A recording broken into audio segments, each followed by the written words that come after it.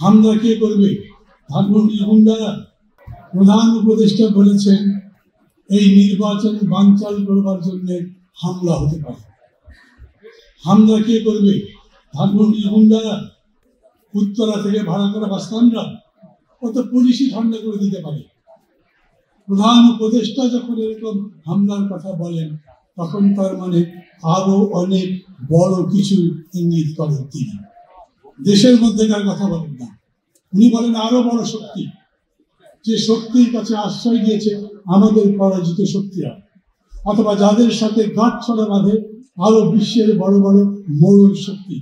সারা দেশের জনগণের বুকের মধ্যে এক প্রকার কাঁপন ধরিয়ে দিয়েছেন তিনি। এই নির্বাচনে আসলে খুব বড় কোনো বিপত্তি কি হচ্ছে? এমনিতেই আমি বলি, উনি নিজে যখন বলেন আমাদের এই উপদেষ্টা পরিষদে যারা যারা আছে তারা সবাই নিজের নিজের জায়গায় খুবই সফল মানুষ, আমি মানি, কিন্তু যেই জায়গায় দায়িত্ব নিয়েছেন সেখানে তারা একটা অপদার্থ। দেশের রাজনীতির কোনো কিছু করতে পারেনি, সমস্যার সমাধান করতে পারেনি, বরঞ্চ নতুন নতুন করে সমস্যা তৈরি করেছে। ডক্টর ইউনূস আন্তর্জাতিক মানের একজন রিফর্মার, একজন ডুয়ার, পারফর্মার। তিনি আমাদের দেশের সংস্কার করতে গিয়ে পুরো জিনিসটা একটা গন্ডগোল বাঁধিয়ে দিয়েছেন। আমাদের মধ্যে বিভিন্ন মত আছে, সেই মতে আমরা যারা যারা মঞ্চে বসে আছি তারা সবাই যে একমত হচ্ছি তাও না। ফখরুল ভাইরা বলেছেন এই এই বিষয়ে আমরা দ্বিমত পোষণ করি, আমরা তাদের মতের সাথে একমত নই।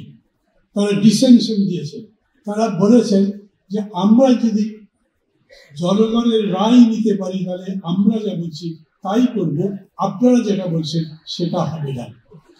আমরা মেনেছি, আমরা বলেছি জনগণ যদি আপনাদের রায় দেয় তাহলে তার পক্ষে যাবে। সংস্কার কমিশন মেনেছে, তার মানে সরকার মেনেছে।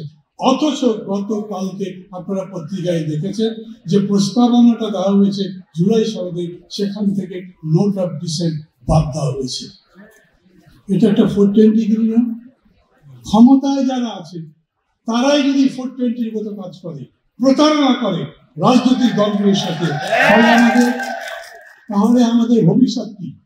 আমরা যে নতুন বাংলাদেশ করতে চাই, বৈষম্যহীন বাংলাদেশ করতে চাই, গণতান্ত্রিক বাংলাদেশ করতে চাই, এদের হাতে সেই বাংলাদেশ গড়া সম্ভব হবে? সবার মধ্যে আজ বড় প্রশ্ন। আরো অনেকগুলো কাজ তারা করেছেন। যেদিন বৃষ্টির মধ্যে আমরা সই করছি জুলাই সনদ, খেয়াল করবেন দলিল যখন লেখা হয় তখন পর্যন্ত সংশোধন করা যায়, কিন্তু দলিল যখন সই হয়ে যায় তখন সেই দলিল বদল করা যায়?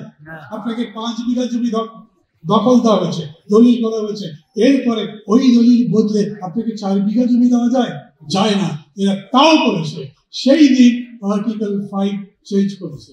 আবার বক্তৃতার মধ্যে বলেছে 31 তারিখ পর্যন্ত মেয়াদ বাড়িয়েছি, আমরা আরো পরিমার্জন সংশোধন করতে পারি।